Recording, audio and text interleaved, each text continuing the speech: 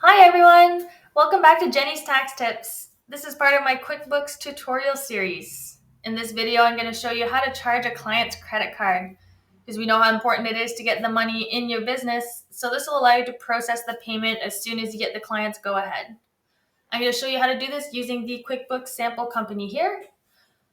First thing you're going to want to do, you're going to go over to the Sales tab.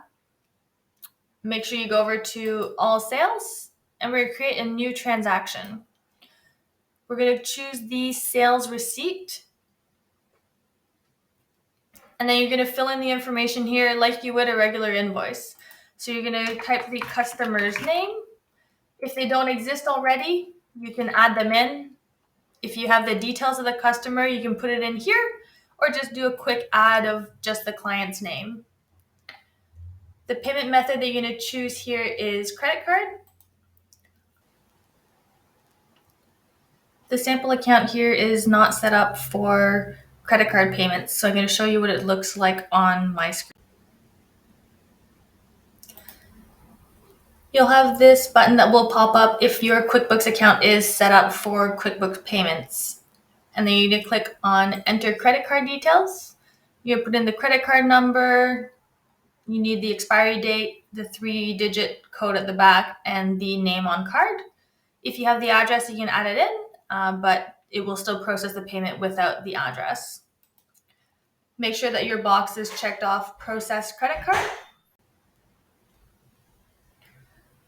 Now back to the sample company. After putting in the credit card details, make sure that your deposit to account here is the one where the QuickBooks payments get deposited into.